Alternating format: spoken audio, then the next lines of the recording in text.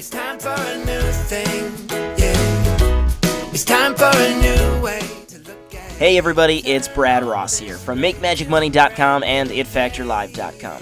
When most magicians think of working in the education field, everyone often thinks of libraries and daycare shows, but dream of someday getting to work in the lucrative elementary school market.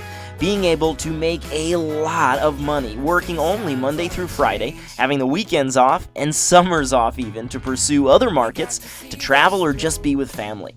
Well, there's one guy who has truly mastered this field, and that is Joe Romano. He is one of the finest and busiest educational assembly presenters in the United States.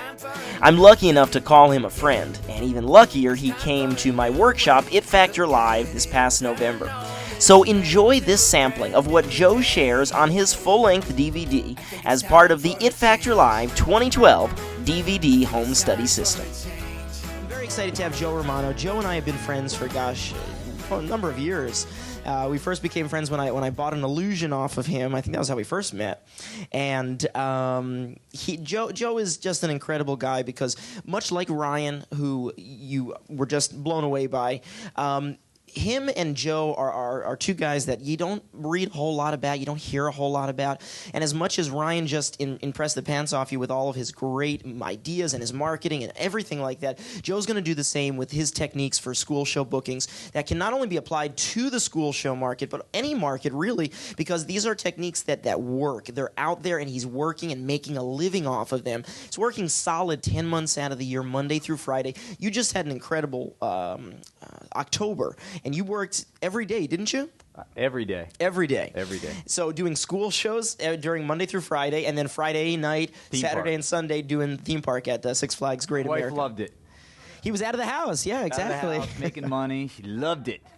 So what you are going to learn from this guy here is the real deal. It's stuff that you can apply, that you can start using right away. And again, just like I said with Ryan, don't think that if he's saying something about the school market, it's not applicable to birthdays or it's not applicable to corporate. Take the ideas for what they're worth and figure out how you can apply them to your niche market. So without further ado, I am very excited to give you the guy I call Joe Rowe, Mr. Joe Romano. Give him a big hand, everybody. Crowd goes crazy.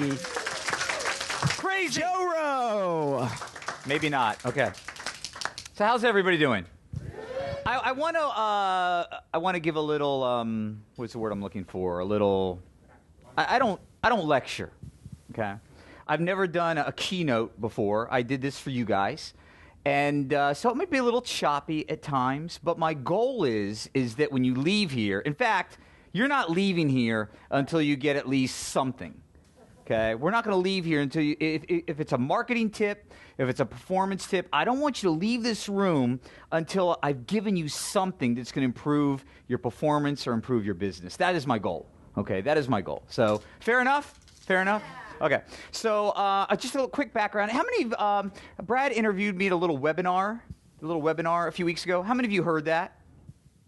Okay, only half. They're really working well, Brad, those webinars. Okay, so anyway, just a little backstory. I'm a theme park guy. I did illusions, and I was a Paul Osborne magician.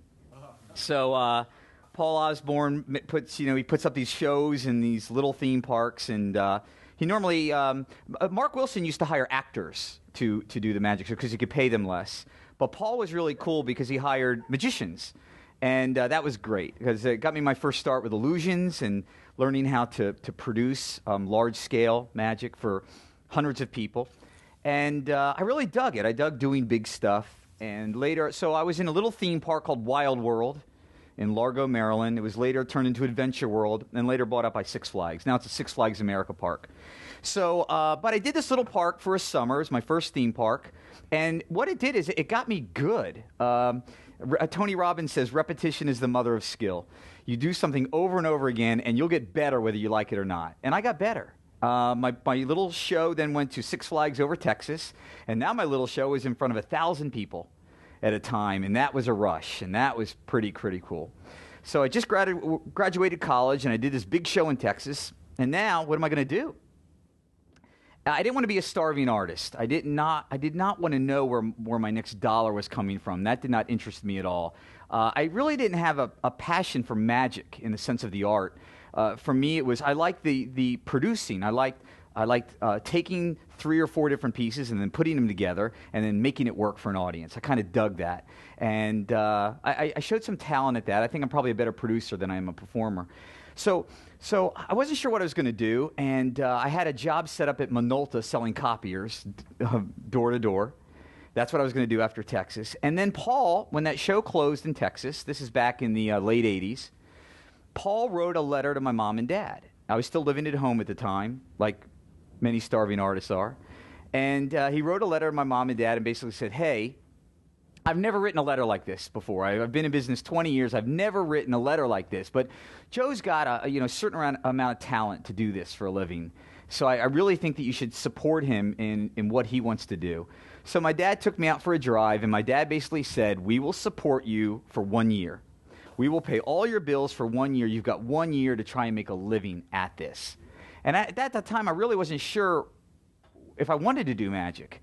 So I'm looking around. What am I going to do? Like I didn't have any large scale stuff because that was all Paul's props. So what was I going to do? And it was back in the late '80s, and Nancy Reagan had just come out with Just Say No.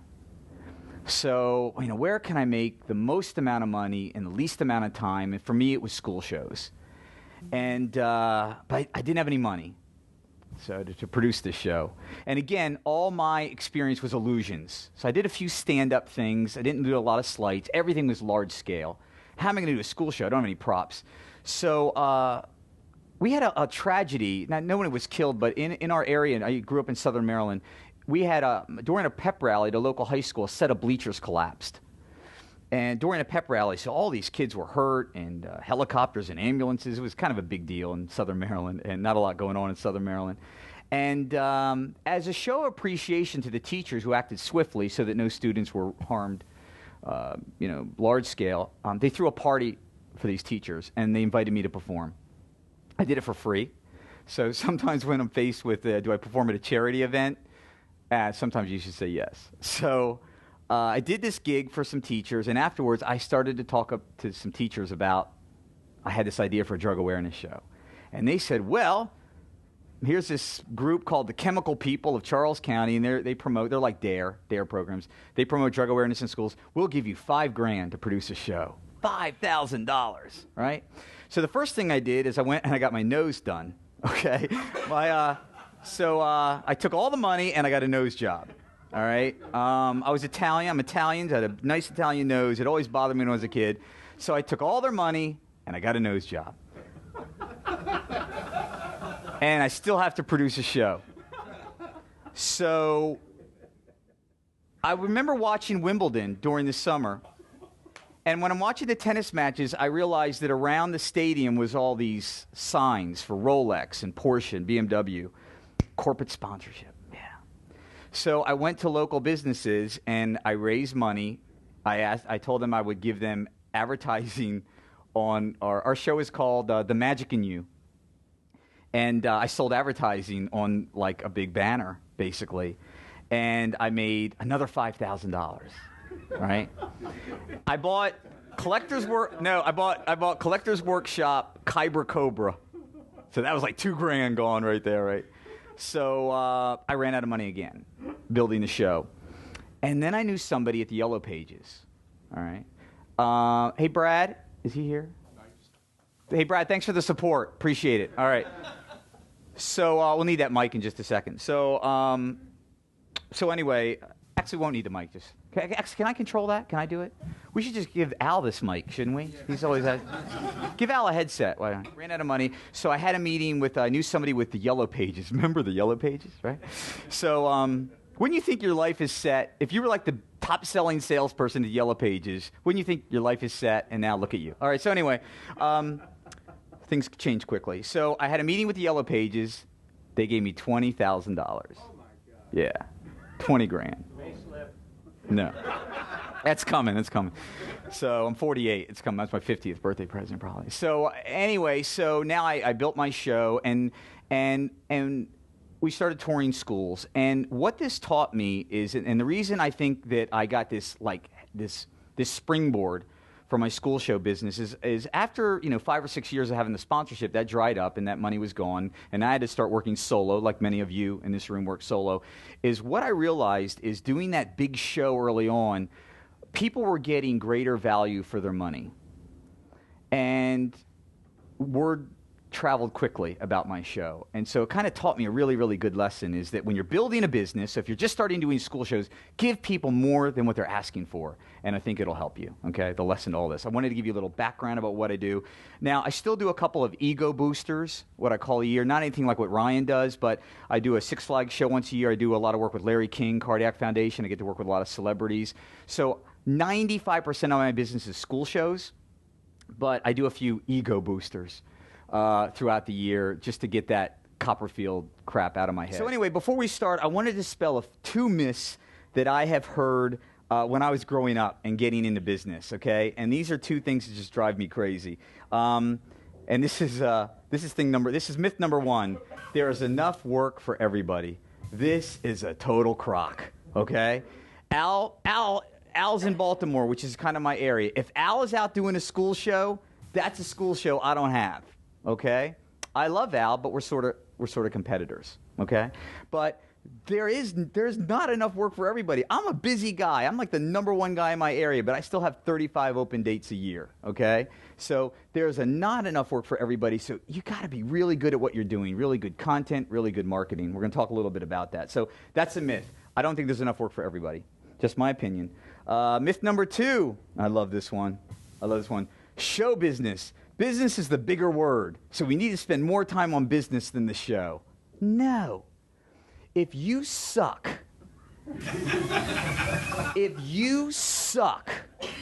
you're not going to work. You might get that. Brad is going to help you get that gig one time, okay?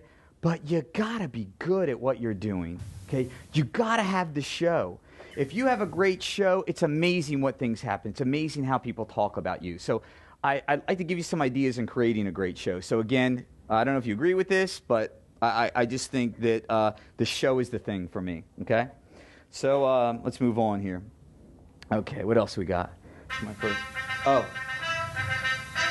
What motivates me? What motivates me? This is what motivates me. There. This is what motivates me. Fear. Fear of failure, fear of being on stage and not having a show that works, fear of a sixth grader rolling their eyes at me.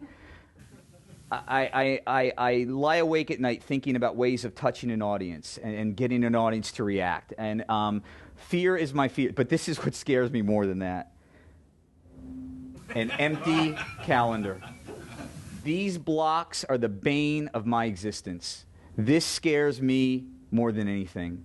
So let me show you what I did last month. This is good, okay? What you're looking at is $30,000 worth of work, just schools. If you had the park show in there, it's $46,000 gross. I don't make all that. I got to pay people, okay? But $30,000 is Monday through Friday. Now, I didn't do all those shows. I have other magicians that work for me. We can talk about that in a little bit. But this, now, I don't do $30,000 every month, okay? But I want to give you, I don't do this to boast or to brag, but do you want to see a guy up here that made $2,000 a month or $30,000? Okay, I just want to, I want to give you some credibility. Okay, of course I could have made that whole calendar up. Okay, so I call this lecture that I've never done before. I call it CIA. It's an acronym because it helps me remember things. So I think I'm successful because of three things: content, image, and the last one is appreciation. So we're gonna talk about marketing, but before we get to the marketing, I want to talk about content. I want to talk about your image. We're going to talk about marketing, and then we'll end with appreciation because that's kind of a lot of people miss that one. So let's talk about content first. On this DVD, Joe will walk you through his CIA system for booking massive amounts of school shows. Now let's learn about Joe's definition of marketing. Okay, Definition of marketing: find a need and fill it. It's the only 6 years of college. This is the only thing that I remember. Find a need and fill it. Your clients have needs. They have needs. Let's see. They want their party to be memorable. If you do birthday parties, they want their party to be memorable. It's easy, right? Schools want to supplement education in fun and unique ways. Schools are really, they have to justify pulling kids out of class. Your show has to be educational. PTAs want to ensure a great turnout for a meeting or book fair, science fair. Okay, this is also a need. Look at this one. Look at this one. They want the cheapest show possible. Okay, that's not my client. Okay, I don't want that. Okay, I'm charging a premium price. So I'm looking for clients that don't want the cheapest show. They want the best show, and that's what you should offer too. So this is the marketing that I do. So I do direct mail, my websites. I do school showcases where you can do your act in front of buyers. You have to check your area to find out where there's showcases. I do email broadcasts. Magic Base I already told you about. I market during the show. I want to give you some steps to market during your show. And search engine optimization. I love and I hate direct mail. Okay, it's a love-hate relationship, but it's cheap, it's quick. You sometimes will get shit results, but it's a long-lasting tool. Postcards stay in people's mailboxes. Okay, if they like it, I'll give you an example of some of my mailings. I'm also afraid to stop. I'm very superstitious. Okay, I've never lost. Sometimes I don't make a lot of money doing a direct mail piece. I've never lost money. Never lost money on one. Never, not one. Okay, let me show you a couple of who am I mailing to. To see Joe's complete Ultimate School Show Secrets CIA presentation, visit itfactorlive.com/DVD. You'll be able to grab Joe's DVD along with the entire It Factor Live 2012 DVD home study system, filled with a treasure chest of red-hot sales, booking, and money magnet techniques, the secrets of our industry's top consultants and turnkey systems. All up for grabs and waiting for you right now at itfactorlive.com/DVD. That's all for now. This is Brad Ross signing off, saying do what you love and love what you do. Let's take it away. It's time for a new thing, yeah. It's time for a new way to look at it. Turn all this gray to a brand new day, yeah. I think it's time for a change.